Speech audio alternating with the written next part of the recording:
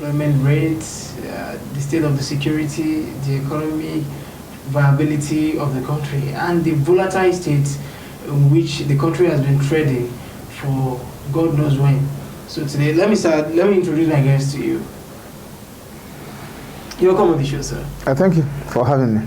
Thank you. Sir, recently, a lot of people have been talking about not even Nigerian law, but the concept of why nations failed. Many people have been buying the book talking about why nations failed. And even before we go to that book, a lot of nations have succeeded and a lot of nations have failed. And there's no single reason why a nation will fall, as there's no single solution to a failing nation. But as a veteran public affairs analyst in the Nigerian case, what would you say is the major problem of this country? Well, thank you very much. You have asked a rather complicated question because I can see three different variables in the questions that you have asked. Let me first say that I'm not on the same page with people who refer to Nigeria as a failed state. Reason being that many of them might not really know what it takes for a nation or a state to fail. And that's why Obasanjo was careful when he was talking about failing Nigeria. He used the word Nigeria is failing. He never said Nigeria failed. Because a failed state must have gone through, among many other indices or situations, two. The first is that the structures of the state must have collapsed in such a way that the government has lost its authority, legitimacy, and sovereignty. Nigeria as a nation has not lost its sovereignty. And a lot depends on the kind of people that we put on the position of authority. Certain things are happening now under President Muhammadu Buhari that wouldn't and couldn't have happened under General Olusegun Obasanjo, for instance. President Olusegun Obasanjo, for instance. Certain things are happening now that couldn't have happened in the years past. So that doesn't mean Nigeria has failed, but it is approaching a failed state. And if Nigeria fails, you and I might not be able to sit here. When Ghana was failing, a lot of Ghanaians found solace in Nigeria by running here, probably on asylum, and that influenced the coinage of Ghana must go. So if you look at what is happening now, we can still retract our steps, which is a pointer to the fact that we have not actually failed, because we have not completed the indices of failing that a nation must complete before they can be categorized as being failed. And if you Google now, you go into the rankings of failing states, I think Nigeria is between number 1 and 10. But if you go to the ranks of the nation that has failed, Nigeria is not there. So it's an indication that it has not failed. Now, if you are talking about the problem the country is having, I'll give you two instances that will testify to the fact that we have a problem, or multifarious of problems at hand that we have been unable to solve. And this has not just started, because if you look at the statements even of the founding fathers of Nigeria, you will understand that they are not quite differ from what we have at hand now. For instance, Tafawa Balewa did not believe in the existence of Nigeria. And that was why he said in 1943 that the people you lumped us together with, we are not the same. And I wonder why we can be lumped up with those people after the bridge. Then Ahmadu Bello crowned it all by saying until the mistake of 1914 is corrected, Nigeria may never be united. So what was the mistake of 1914? The amalgamation. So he never believed in the coming together of Nigeria. Awolowo, in his book, My Life, lent credence to what those two leaders had earlier said, that Nigeria was but a mere geographical expression, that we are different from, everything, apart from the color of our skin. The Nigerians are not together. And the division was represented in the military, even in the early 60s. And that was why, if you read, I don't know if you have read the book by Alexandra Madebo, The Nigerian Civil War. It said there that the division was so obvious in the Nigerian military that it was very difficult for a major general or brigadier general to even command an other rank of a different ethnic group. For instance, a Yoruba or Igbo brigadier general giving order to a sergeant and turning such order down that until a Fulani or Hausa general commanded him showed the kind of division that was in the military. And that was why the coup of January 15, 1966 couldn't succeed, because a lot of the military guys then saw it as an Igbo agenda, even though the 5 majors meant differently in my own perception. When you look at the concept and ideology of the leader of that coup, Major Chukwuma Kaduna Nziogu, and that of Adewale Ademoyega, Major Okoro Anufuru Ifeanyi Ejuna, if you look at the beautiful and intelligent officers that made up the 5 majors, and you read the books that were eventually released by the surviving major, Adewale Ademoyega, in 1981, Why We Struck, the ideology was clearly stated there. But because of the complexities of Nigeria, they were misread. And therefore, we landed ourselves where we are now. So, if you look at the situation of that era and now, there's no significant difference, because the division is still very sharp in such a way that we don't see ourselves as one in this country. And until we're able to tackle that the divisions in Nigeria should rather be used as strength to us. We are diverse, and we should allow the diversity to unite us. If we are not able to do that, I don't think we'll have an edge. And if you look at what is represented on our ballot system, on electoral system in Nigeria, we go to the ballot with a divided mind. We go to the ballot having the ethnicity and differences in Nigeria in our minds. And that is why we will be campaigning for a particular candidate based on where the person is coming from. Electoral malpractices have not been represented in our ballot. Development is not in our ballot. But ethnicity is clearly there. Religion is clearly there. And that is why a particular person will want to contest for an election in Nigeria, and churches will be rallying themselves that he's a Christian. Let us rally around him. Muslims will be talking to themselves. He's a Muslim.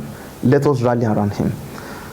And if you look at it, this does not affect the elites. It rather affects the masses. And it is same masses that are canvassing and be ready to even stab themselves when defending this elite. So we have a clearly cut definition of a problem at hand. And that's why when Achebe wrote his book, The Trouble with Nigeria, and published in 1983, he stated there clearly that the problem with Nigerian nation is clearly and squarely leadership. That once we are unable to solve the leadership problem, we might not be able to tackle our problem. According to him, we have arable land in Nigeria. Crops will germinate here as it will germinate somewhere else. So we have natural resources. But we are beset of leadership problem. Though some other scholars will challenge Achebe and disagree with him on the somebody like Ishola Williams said the problem we have is followership, because leaders are taken from the followers. If followers are good, they will produce good leaders. But if you look at the situation of Nigeria now, I think the followers have been clipped. Their hands are tied in such a way that the elites, the 5%, the microscopic number of elites are determining what happens to the masses. They give you candidates that you vote for. You have no choice because you'll not be part of the decisions when these leaders are being selected. So if you say you will not go out to vote, if it is just 100,000 people of Nigerians that came out to vote in an election, a leader, a ruler will emerge. So we have a problem at hand that we just have to solve. We have not been able to shoot up those that really understand the problem of Nigeria and can tackle them adequately well. All right, thank you very much, sir. From what you talk about the division. That's what I want to run with. Talking about this division of things, I think our elites have mastered the art and are playing the balls right when it comes to division in our polity. What do you think the masses should do? Because if I can remember, right from the 1960s to what we have today, the masses has always been at the receiving end. Even if somebody is taken out of power, talk about the coups, talking about from it. Let me just run with the ethnicity right from the first coup in January 1966. The people from the northern extraction mostly were killed, and then the counter coup of July, the same July 29, 1966, and people from the other side were killed. And since after that, I could remember a book I read where Yakubu Gowon said to his ADC then that he's hearing about coup. If you're planning such, make it bloodless. And maybe because Yakubu Gowon is from northern extraction, it was a palace coup. The same thing after Yakubu Gowon, Muritala, it was such a revenge. It was not a coup in the real sense of things. It was just such a revenge because right from the days of the coup, in 1966, July 29, 1966. That of Muritala, July 29, 1975. I've always been wary of Muritala because I'm talking about how Muritala was a champion in the Nigerian Civil War, and everybody saw him that this guy is raising. And Gowon felt like we have to give him some things, but later he felt that he has the right to mount the first office of the nation. So now check everything. If somebody from the same extraction are fighting against themselves and a coup was about to come, it will be bloodless. But if somebody from different extractions are coming, it's always bloody. And let me take you to 2015. The campaign of 2015, normally, those that predicted that Nigeria might break up in 2015 were right, because the campaign was so bloody that the president of that time was bastardized, criminalized in all sorts of manners. And when we talk about 2019, that's very close. I read of some things that a lot of people, to discredit the Atiku candidacy, spread some rumor in the southern part of the country that Peter Obi was part of the people that actually planned the coup of 1966 that killed the surrounders of this world, just to discredit it. These people held on to that. And we've seen a son of a governor posting on Twitter saying that you can't kill our fathers and expect us to trust you. We're talking about fathers. I'm not saying killing the fathers was right. I'm just saying fathers that were killed over 50 years ago. If we still live with traumas of over 50 years ago, are we saying that a certain part of the country will always live with the guilt, and a certain part of the country will always be the victim? Because if we look at things clearly, everybody is a victim and everybody is a criminal. Why don't you find a common ground? Well, if you look at the Nigerian political environment now, you will see that we have not really forgiven ourselves. And that influenced the coinage of no victor, no vanquished, Yakubu Gowon popularized in the 70s, indicating that there was no victor in the world, that it should just come together under the 3R policy, that Nigeria should be one again. Though Wole Soyinka disagreed with that in his book, The Man Died, that the victors knew themselves and the vanquished identified themselves. But if you look at our situation between then and now, you will see that we have not really forgiven ourselves. So the victor are not magnanimous with victory, and the vanquished are still languishing in the throes of and pains of the Nigerian Civil War that was fought more than 50 years ago. So if you look at it, you find a Nigeria that does not really understand what it wants, because you are saying that we should have a one Nigeria, and that people should discontinue talking about secession. The Igbos, the Eastern people should discontinue about talking about secession. Yet you said they cannot be president of Nigeria. You don't want them to go. You don't want them to secede. But you don't want them to. You don't want them to rule. So, what do you expect of them? Because you said there should be unity, yet you don't trust them. So that's why I said there must be what Gani Fawehinmi was clamoring for: sovereign national conference, where you and I will be adequately represented and be able to speak our minds on whether we still want to live together or want to go our separate ways. But as I've said earlier, the problem we have is mostly the leaders and partly the followers.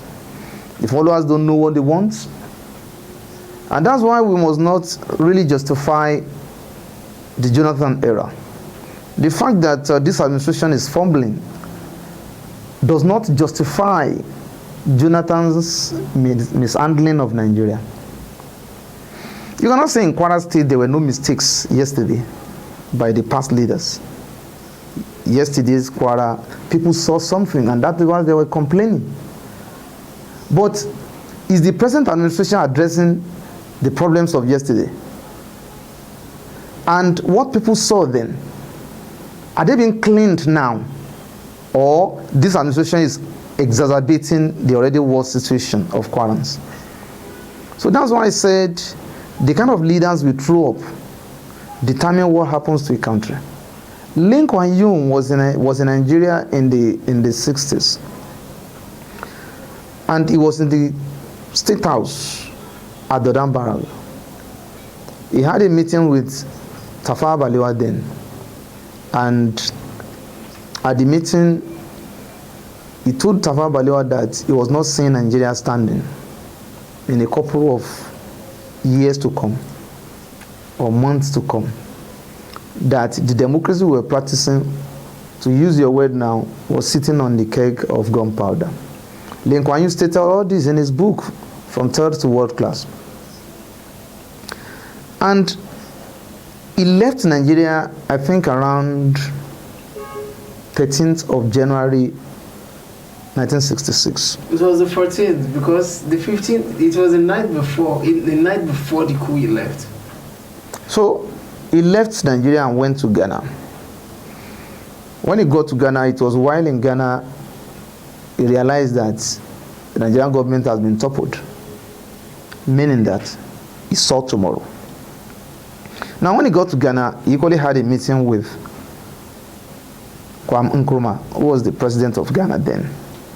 That what is your vision for the Ghanaians, for Ghana as a country? After you, what happens to Ghana? And Kwame Nkrumah answered that, of course, I have a plan and I have successions. People, I believe, will take Ghana to Eldorado, the younger ones. And he invited a professor, Professor Williams Abraham, and he showed him to Lee Kuan Yew. Look at this young chap. He read classics. He had first class. He's now a professor of classics, and is now the vice chancellor of University of Ghana. Those are the Ghanaians tomorrow. Lee Kuan Yew said, well, fine. He left Ghana. A couple of months later, Ghanaian's government was toppled. I mean, the government of Kwame Nkrumah. He said about 10 years later, he called his contacts in Ghana that when was this professor of classics that was the vice chancellor of the University of Ghana that Nkrumah projected as the future of Ghana? Where is he now? And the source told him he has gone to Greece. And Lincoln said he has gone back to where they need him, that he knew that classics was not a problem of Africa as at that time. That what kind of course were Africans studying? We go to abroad, we study their course that will not in any way solve our problem at home. So when you look at it in the real sense of it, look at our education system today. You cannot find solution to Nigeria's problem through our education system, through our education policies, through our education curriculum. There is a total disconnect between universities or tertiary institutions, I mean ivory towers, and the policy formulation of Nigerian government. So if you look at it, we have a problem of the kind of leaders we want to have in the nearest future. Where is the process of leadership trainings? You find a student in university, even a graduate who knows nothing about administration or what he should do when he is given an assignment, either of local, state, or federal. So people contest in this nation for occupation of office's sake. So, and if you look at the followers themselves, I'm writing a book now that I titled it The Leader. I'm trying to journey around African continent and see if we are really getting our leadership right and what we should do to ensure that we tackle this leadership problem once and for all and move to the next stage. But unfortunately, the people we have around are mere rulers, not leaders. Because there is a clear difference between being a leader and being a ruler. You can be a leader without portfolio. And your leadership role without portfolio, without offices, might eventually catapult you to becoming a ruler. So you should be able to define it and have a conclusion within yourself that I want to be a leader. As you're sitting down here, you can be a leader in your own right. Among your friends, you can be a leader. Among students, you can be a leader. In the family circle, you can be a leader. But people want to rule this country without learning the ropes of leadership. People want to rule states, local governments, just to occupy that seat. Somebody was reported to have spoken, and the audio got circulated, and he was saying that if he became local government chairman, he would just be cooking in the local government and be serving people food.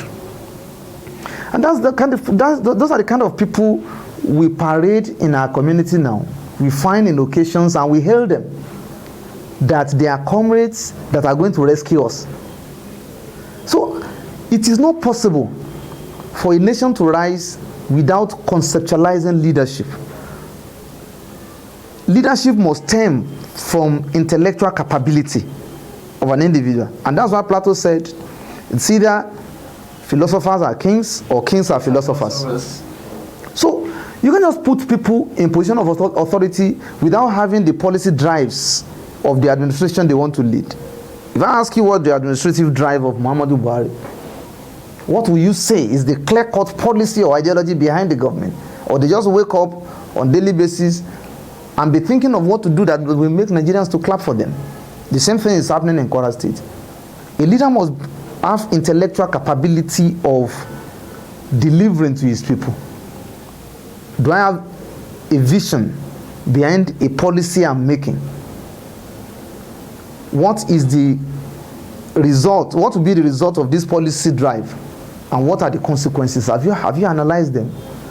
That's why when people comment about cabinet of a government and you blame individuals that I want to want around the leaders in the canal, they don't give them good advice. The person I'm going to give advice to have I sized him up that he's going to understand what I'm even going to tell him? President Muhammadu Buhari just sacked 2 ministers. I listened to radio commentaries and analysis. I found some people analyzing the ministers. You can't analyze the minister. Okay, which of the ministers will you say is performing now in their various ministries? Because the person they are serving must first be intellectually sound to appoint ministers that are brilliant, that will now translate and transform his ideology to practice. What ideology is Muhammadu Buhari telling them to practice? What ideology is Abdurrahman Abdulrazak telling his commissioners to implement? And that's why Henry Kissinger, one-time Secretary of State to the government of the United States, said a leader must have a top-mountain view of what he intends to do.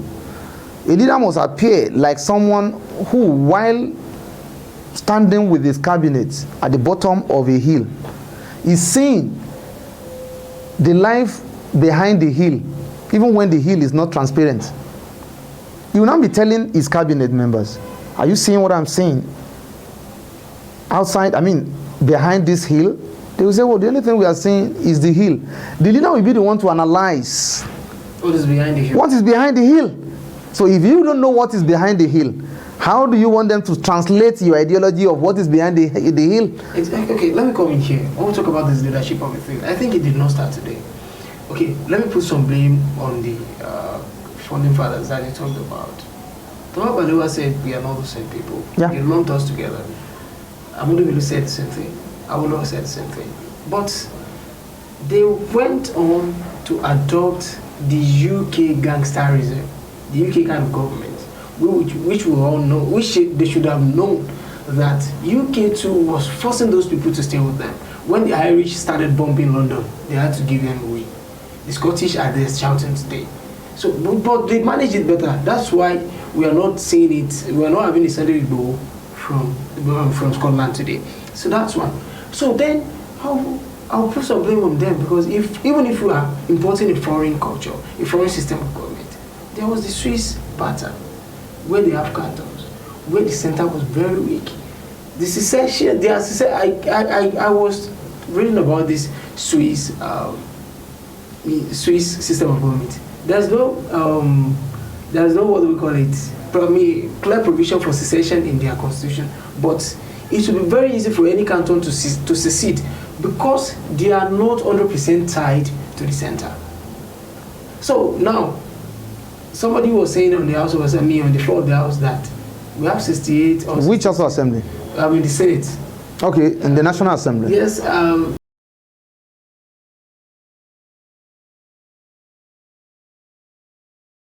And we have only 8 on the concurrent list. What do you expect these people to do when everything revolves around the villa? When we make money, okay. Now from that time, we still praise those people that made that error of adopting a culture that would have been better. I want to say they saw those situations better, but they were too much occupied with getting the independence. That's what the post-independence era. I could remember I read my life, and I know Awolowo was somewhat concerned about the post-independence era. That's one of the reasons, one of the things he said came with this Akitola issue, and that we don't have the same ideology with the NPC. You can't expect the AG to merge up. We don't align ideologically. That's one. Now, going by that, when the military men came, there was this rumble around. Then when the Shagari government came, there was impunity, overturning of election results as they like. Then we have issues around the Wild Wild West, which, if you can remember, the wet year situation was one of the things mentioned by Kanonzo, that why would you leave a region without a leader? So the Southwest was a scapegoat then. Then the same thing during the Shagari government, where we know what happened with Oluloyo and this man, I've forgotten the man's name. He said the election was overturned. He called on the people to come out to rescue their votes, then there was riot. The same thing happened in Ondo State. So then the military came back again. Then after the military came back again, we have the June 12 issue when another election was overturned. Nobody was talking. Nobody was addressing this issue. Now, of course, many people address the issue. I'm saying the people that mattered. Now, when we come back to 1999, the Almighty celebrated a democracy of 20 years today. We see how impunities around. When the president says that I'm going in, like when the president refuses to acknowledge that he could ever lost an election, he's not even treating it as a democratic situation. He said, "No, I will be congratulated. Nobody will congratulate me. I'll congratulate myself. I'll congratulate myself. I will congratulate myself. Nobody. You will say that. Democracy doesn't work like this. Even if you are doing what you think is best, you are inside. Some people are outside. Maybe some people are seeing things you are not seeing. Okay, I give you an example of the just concluded election in the United States. Bernie Sanders has the best policy. Everybody knew that. But the Democrats knew that only Joe Biden could beat Donald Trump. So that was, and then even when you have somebody like Colin Powell, one time big wig in the Republican Party, coming out on national television saying that we are throwing our weight behind Joe Biden. You know that there's something about this Joe Biden of the thing. It's not about the policy. An average American would have voted a Bernie Sanders over a Joe Biden. So it seems I think the leaders seems to have captured the followers. They just push a candidate to us and we embrace it, not even having a clue. Okay, let me give you an example of what's happening in Kwara State. When a general secretary of a party said the party does not have a manifesto, and the party chairman was saying something different. You understand? We have all these issues. We seem to forget the time that goes beyond the time we are. So there, I think I want you to talk a little about the leadership. Like the leadership structure has not aligned, but the followership seems to be the same thing. When somebody starts saying what they believe as the right thing to do, even from the followers, you see people criticizing, saying you are getting it wrong. Let's see what the government is doing. Maybe you have a microscopic view of what the government is doing, where it's leading the public. So that's my problem.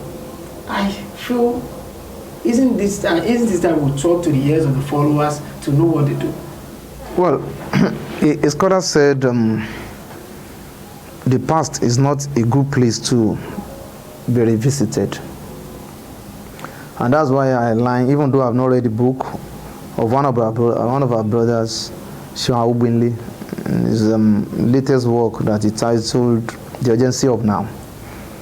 So let's forget about the past and talk about the urgency of now.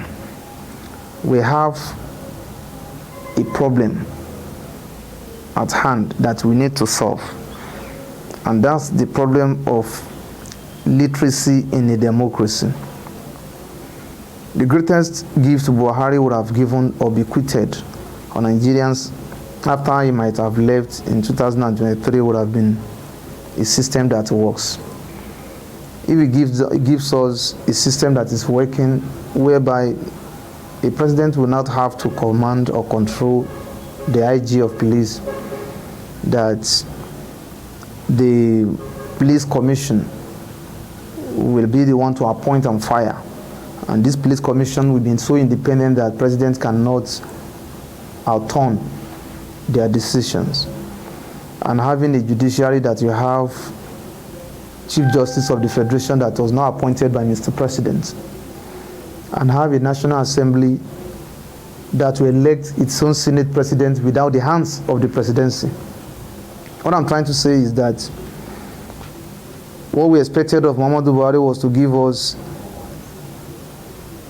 a systematized institutions that will be working, that even if Buhari leaves, another person comes in, the person will have no choice than to follow the institutions. But unfortunately, as it is now, President Muhammadu Buhari might be leaving our institutions worse than he made them, because the IG of police will have to watch the president's body language, his gestures, his facial expressions to take decisions. The Commissioner of Police in various states will have to look up to the IG and thereby making nonsense of the security powers of state governors. What I'm trying to say is that the security situation of the nation is too centralized in such a way that the central is too powerful and the component units are very weak. And a single man cannot police the entire Nigeria. And that's why I delve a lot of energy on chapter 5 of my book, one of my books, Nigeria at Crossroads, where I talked about Nigerian federalism. I call it a complex simultaneous equation.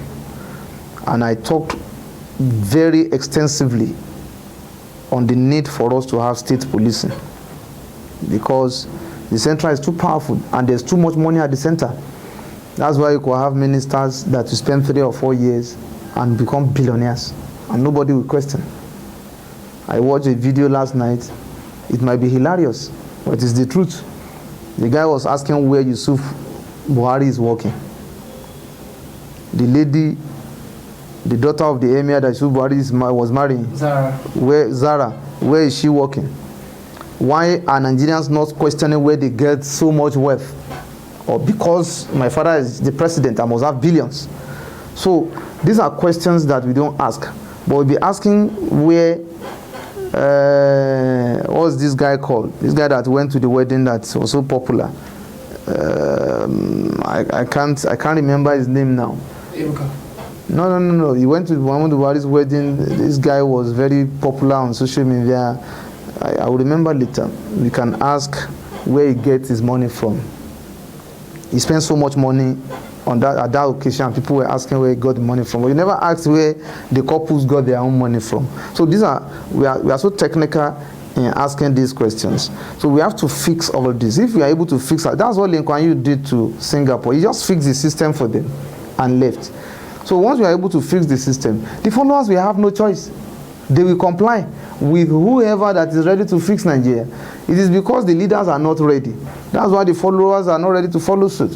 When Buhari administration, regime came in 1983, 85, Nigerians were forced to comply. So if you show the way as leaders, followers will follow suit. So I think the problem we have now is for our leaders to, for once, be ready to sacrifice for this country. Be ready to at least be merciful with the masses. But if you look at what is happening now, they continue amassing a lot of money. And they still want to amass more. They continue amassing powers and arrogating powers after powers without knowing what to do with the powers they are amassing and arrogating. So this is the problem we have. If you look at the situation of Kwara State now, we play too much of politics among ourselves, even as followers, in such a way that somebody who believes in the administration of Rahman Razak will automatically dissatisfied with his own friend that believes in the leadership style of Bukola Saraki. The followers are not united. The only thing that unites us are these leaders. I am closer to you and become your friend if you are following the person I like. Why should I blame someone who feels differently, politically, ideologically different from mine? Why should I dislike such a person? Because he has the right to do so. But what we should rather talk about is whether we want this system to work and on what basis are we placing our loyalty, states or individuals. We left Egypt in 2019. Now we are in the Red Sea. Kwarans are now baffled and bewildered. Should we go back to Egypt? Should we perish in the Red Sea?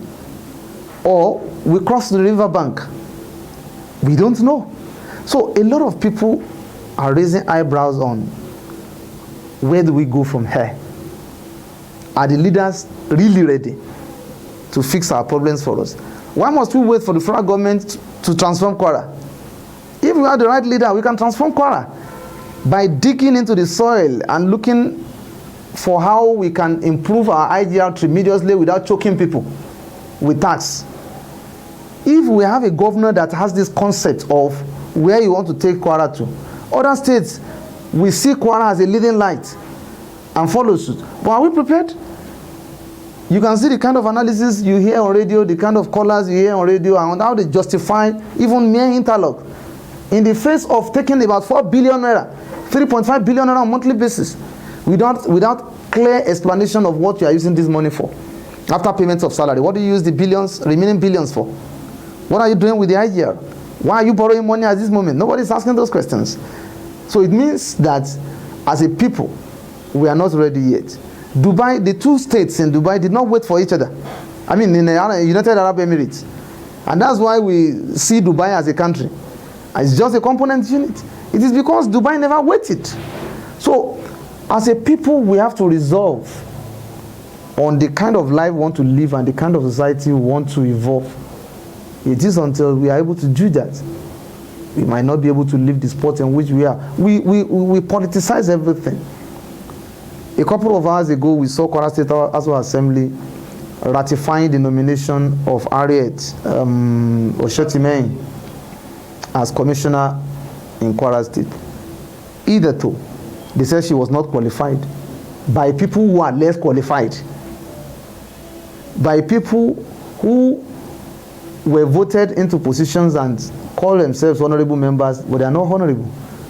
And if you look at Harriet, I give it to her because she is one of the few ones I could actually reckon with in the sacked cabinet of Abdulrahman Abdulrazak, because that Ministry of Communications she was holding, she was so competent. When I listened to her, I saw that confidence and capacity to drive the ministry in her.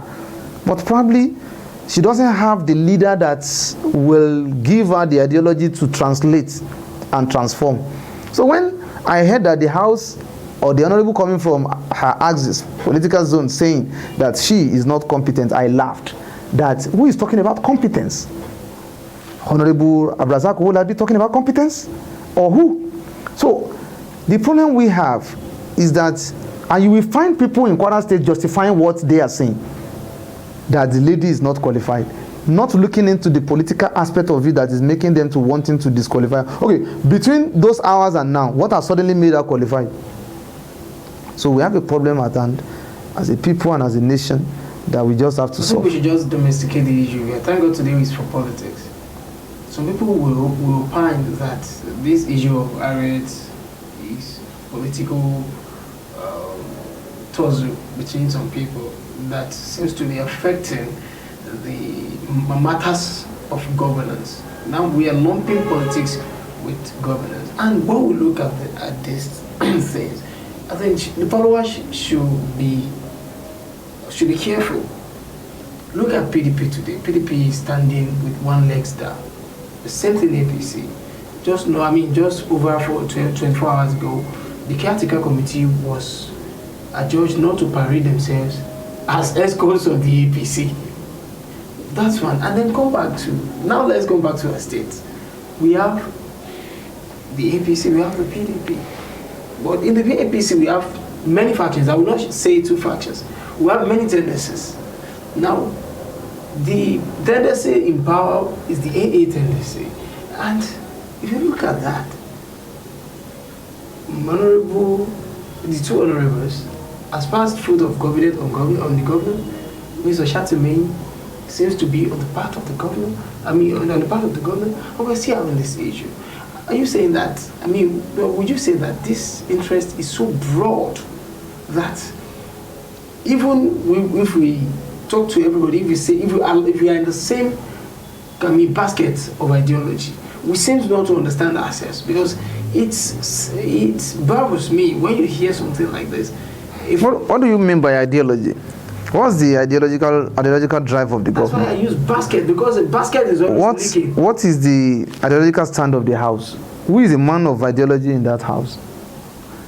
If you look at what is happening, we only put people there for electing people's sake. And the greatest problem we have in Kwara State is that it is a replica of the national situation, a complete replica. We have a ruling party who only knows how to oppose in Kwara State. APC knows how to oppose and tackle an administration, but they didn't learn the rudiments of leadership. Now we have PDP, who all its years since the formation of PDP in Kwara State has been ruling. They didn't know how to oppose, and that's why we have a poorly organized opposition party in Kwara State. What is PDP doing now? As a major opposition party in Kwara State. No, tell me what they are doing. You see that they talk too lately. When something has already expired, they start talking. When this administration was about borrowing 35 billion, the money has already sunk in their accounts before opposition parties started raising eyebrow. What advice and ideologically sound advice is PDP giving this administration that will make people to say that, can't you see what is coming out of PDP, that these ones are better? Now look at APC. APC is assisting PDP to play the opposition role. APC is the ruling party, APC is also in the opposition, and the opposition party of itself. So if you now look at the situation, you almost feel like they should swap. The APC should continue opposing because that's what they know how to do, and PDP should continue ruling. They seem to know how to So the problem we have is that we cannot swap because they have to go through the process of election, and the people of Kwara voted APC as an alternative to PDP in 2019. So if you look at what is happening now, the party that is ruling is in disarray. A couple of days ago, we had the rumor that the government was about selling banquet hall. I was curious that why would a rational government sell banquet hall that is directly opposite government house? But eventually we got wind of it that they were not planning to sell banquet hall. They were only trying to commercialize banquet hall. That anybody can use banquet hall now for any occasion with 550,000. If it is a ministry, you pay 450. So as sensitive as that hall is to the government house, it is now commercialized. That shows a government that is just fumbling and wobbling on policies. So if you look at it, I'm not seeing growth, not to talk of development in Kwara, because we are retrogressing. Just like what Professor Cloud Ake said, I think 1989 or 1990, that he prefers the concept of underdeveloping to developing, because he said African countries were not developing. So it's that you use underdeveloped continent or underdeveloping continent, that they were going backward rather than forward, and that's what is happening to Kwara. We left frying pan and we are now in the fire. So I want to disagree on that, because some school of thought will say that this government... Unfortunately, we have just these two parties that have the clout, the strength, and the structures. I'll say in 2023, it will be one of them. Sir, I want to disagree. Some school of thought will say that this government has done a lot of things. Talking about that this current administration has done a lot of things within 2 Remind years. me 3 of their policies that they have implemented. Some people, I mean, okay, we also saw the almighty online registration portal for people that are seeking Tesco and Subeb jobs, which has never been like that, which create a room for, let me say, transparency and, let me say, if you like me to use this word, competency, people that know someone, nobody, going with meritocracy, and then you hear about the almighty reformation of the capital, urbanization of the capital, and then a whole lot of roads. You see, urbanization of what? Urbanization of, reurbanization of our capital. I know you. I don't want to go deeper. You know what that means, and yeah, we have MPs, which makes us. Which tells us that the economy is moving. We have MPs now. We don't used to have that in the past administration. We have what? MPs. Now we can move. Now you can move. Then we usually do. MPs don't visit. We have the MPs at the airport. A lot of things are moving that we used to have it. We check the IGR. The IGR is moving than it used to. Now let me cut you.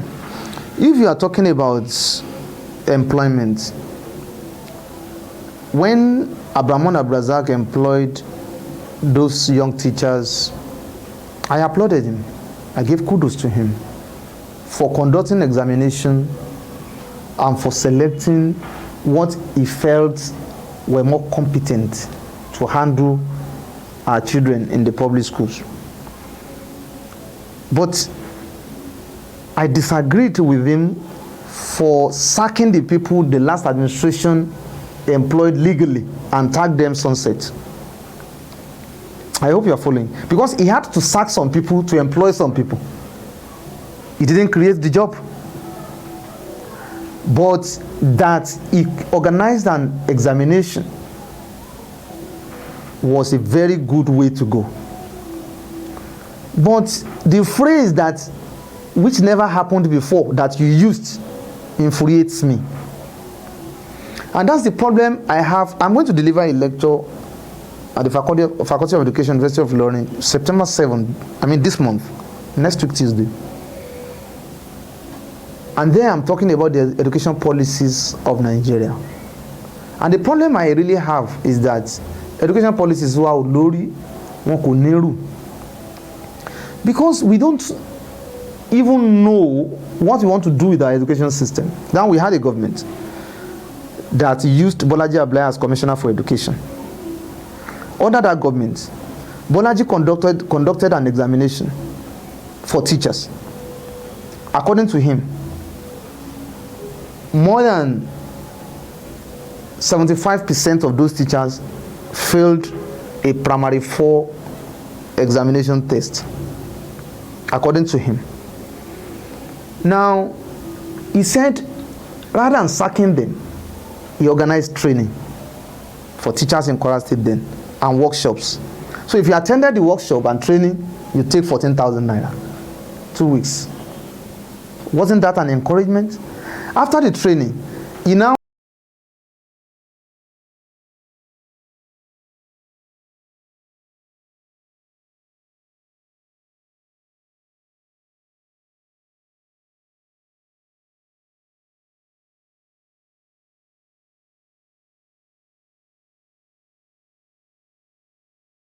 remember his second name now, were some of those that were employed as facilitators to facilitate teachers as at that time.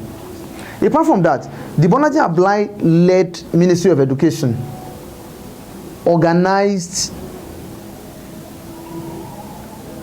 sponsored directors in the Ministry of Education to France, to US for training. Those that had degree in that ministry were sponsored to universities for master's program. So, an administration that did that means that that administration had a policy drive in the education sector. Bolaji, as at that time, was interviewed and he said the numeracy capacity of pupils in Kwara State was poor, that they want to improve on it before they start the building exercise. That it is more important for a child in Kwara State, and parents should be happy to take their children to public school, than for the public schools to be structurally beautified, but the teachers that you teach them are very poor and lack the capacity, and the children are not even qualified in the first place to be in the various classes that they were. We now have a situation whereby we conducted CBT examination that was meant for JAMBite for teachers, and we employed them to teach where, on what policy drive. Who is the Commissioner for Education in Kwara State? What is he or she doing now? What policy statement has she made? What ideologically stand education policy of the governor is she translating and implementing? These are important things that has to happen. I mean, that have to happen before you can have a saner education environment. So it's not just all about the noise on the pages of the newspapers of employing teachers by conducting the examination. I give him applause. It's a way to go. But that singular act will lead to nowhere if other things are not done to complement that. So education must be the one driving the government. And that's why anybody you want to employ as Commissioner for Education, either secondary or tertiary, must be somebody of intellectually capable and possessing administrative acumen. That will have to go to the governor, look, this is what we have to do, Your Excellency. And meeting a governor that equally has ideas that are even better than yours to be able to guide your proposal. And no, why can't you remove this and insert this? If we do this, I think this is the result we will get. Are you buttressing the point? Is that what we are having in Kwara now? Are you buttressing the point that we were progressing and now we are reversing? We are reversing. You see, that's why I told you the analogy of leaving Egypt.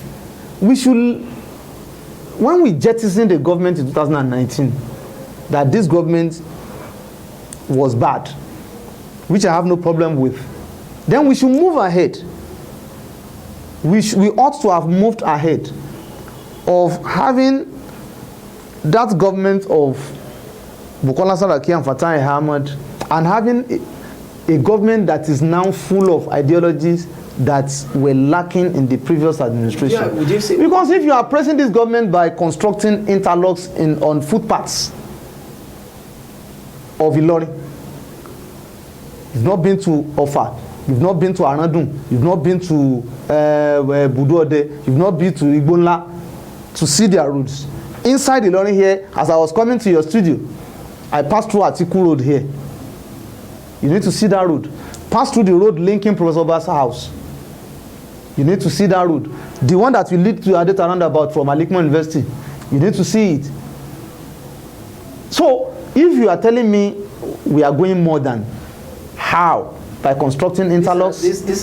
Then you talked about that the administration, you could talk about the administration has jacked up the tax, I mean the IGR of Kwara State. It has not. The administration is rather choking people the more. It's choking Kwarans the more. What do I mean by choking? The Fatai Ahmed administration increased the IGR of Kwara State through the what is it called? KWRS. The taxes were coming from the people. And we had it then that it was enough. You are choking us. Everybody commended Fatai Ahmed because either two, the IGR of Kwara State was very insignificant. But people were still very unhappy that this money you are getting it from us, we are not seeing the result on our road. You now sent that administration packing. Another one now came in. Fatai Ahmed told us that he was realizing 2.23 billion on yearly basis then. And people were asking the question, where are the monies? Now this one now came, he said he has improved it to about 3 billion. How? The Okada riders that were either during Fatai Ahmed administration, paying how much? 1,500 naira per year. Keke Napep, 1,500 naira per year. Taxi drivers called me. Keke Napep riders called me. Okada riders called me, telling me they now pay about 33,000 naira on yearly basis from 1,500 naira. That is not the kind of governor I want. The kind of governor I want is not the kind of governor that will choke people. The kind of governor that is thinking outside the box. That let me go under the soil to carve out the resources there that you are not tapping to improve our IGR. So another governor will come tomorrow and take it from 33,000 naira to 53,000. You say he has improved our IGR. No. Would you say that? What about tourism? What about pipe-borne water? By fixing the water in every home and ask them to pay on monthly basis to generate fund. What about other areas, mining? What about agriculture? Why is it that the same people you refuse to pay minimum wage will be the same people that will be increasing your IGR? Can't you see a disconnection? But the government is you are robbing Paul to pay Peter. But the government is paying the minimum wage today. No, I believe you are flattering the government. No, that's the statement of the government. That nobody receives less than 30,000 naira in this state. Nobody receives less than 30,000. And I put it back to you. Was anybody receiving less than 18,000 naira yesterday when they started criticizing Fatai Ahmad administration? Well, that was yesterday. That was yesterday. This is today. Yesterday led us to today. Okay, what they told us yesterday was that Fatai Ahmed was not paying minimum wage. I was one of those who believed them. Because I was a teacher in the state then. 18,000 naira minimum wage was paid to levels 2 to 6. But 7 to 14 were not receiving minimum wage. And I said it on many radio stations in Kwara State then that Fatai Ahmed was not paying minimum wage. So now today, levels 2 to 6 are receiving 30,000 naira. In such a way that level 6 is even taking higher than level 7. You are now telling me they are paying minimum wage. Have they forgotten what they told us of the last administration that was paying 18,000 between levels 1 to 6 and not paying the subsequent levels? So why are they telling us technically what they lied about yesterday? Why are they saying nobody is even less than 30,000? Is that an information? But the government has said that there's no money in the state. Everybody has to come together, Did they tell you that privately? I mean, I'm saying the government. That, okay, did they tell you privately? Let me paint the picture. He didn't say so. No, well, the governor did not say so. Let me paint the picture. If there was enough money in the state, would the governor have gone out for a bond?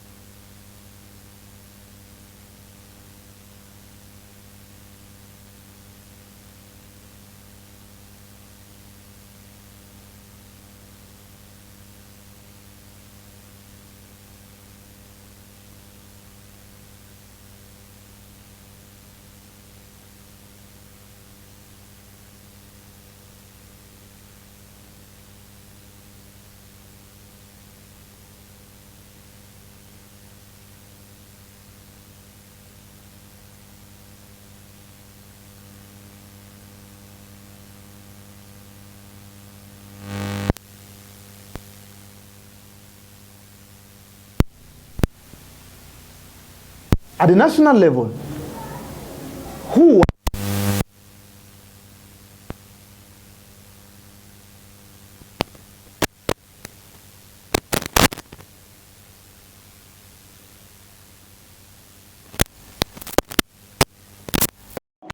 agree that No. with this But when you compare today and yesterday, I think we had it better yesterday. Sincerely speaking. okay, no, I just want to correct an impression. My producer already disagree with me citing these foreign countries, but I believe you will agree with me with this. If we have a healthy debate context within our major candidates, wouldn't we have a healthy campaign? Because I cannot attend every campaign, but in the United States, as a president and presidential candidate, you must attend the campaign. Because that, I mean, you must attend the debate because that's the only place you give every single American to listen to your Who plans. is listening to your debate in Nigeria? If the Who is listening? if the You know major why? candidate, you will agree with me that in 2019, the vice presidential candidate was but in 2018, vice presidential debate was a bomb. Everybody listened because the people they wanted to see. Did Muhammadu Buhari attend the debate? No. I'm talking about the vice presidential candidate. I mean, presidential debate. We saw the Peter Obi of this world. In Kwara State, did Abraham Abrazak attended the debate? Exactly my point. Shouldn't we just start forcing our candidates to attend and tell them that this is the only place we listen to you? You can compare the literacy development of America with Nigeria. In Nigeria here, people don't even want to listen. People are already concluded even before you make your debate. When Atiku told us that if he is elected, he will sell NNPC, they started using it. APC came, barely 6 months later, they were talking about privatizing, commercializing, or even selling NNPC. And we are done with that. Huh? So, if you will ask me, Nigerians don't wait for debate. They had already made their conclusions even before elections. So we have not got to the literacy level in which what you say will determine why people will vote for you. And you talked about our schools. And as a matter of fact, You talked about our schools. Please, I don't come in. I attended the University of Ilorin, and I can tell you for a fact that we decide who will become our president a night to election because we have our debate a night to election. in which your presidential candidate will come and tell students his manifesto. Yes. That's a night to election, and that's You are operating at a micro level. And you're operating in an academic environment. And I've told you that there's a disconnection between our academic environment and the policy makers. Unlike the Yale University, the Stanford University, the Harvard, that what they do in their universities manifests in the decision making of their government. It doesn't happen here. A governor may not even know what they are doing in the university of his own state. A president might not know the salary a professor is earning in the university. How many researches, concluded researches, has our leaders read or implemented? So we are operating in a different time. And that's why we just have to take it as it is. But at least the parties should be able to throw people that we know, we identify are people of competence up. So that I can know that, okay, PDP has a very competent candidate, APC has a very competent candidate. Let us choose between the two. But the situation whereby what you use to castigate a government is just for you to succeed in. Not that you want to do something differently. Transparency has always been our problem in Nigeria and in Kwara State. We don't calculate every kobo we spend as government. So I don't go to FY. So what is happening now? Don't go to FY. Let me just put a stop here. I think it seems some other time. I don't go to FY. I don't go to FY. NSU will agree with me. Let's come there. Let's talk about that. So we say maybe next time you come in, I'll get somebody from the other side.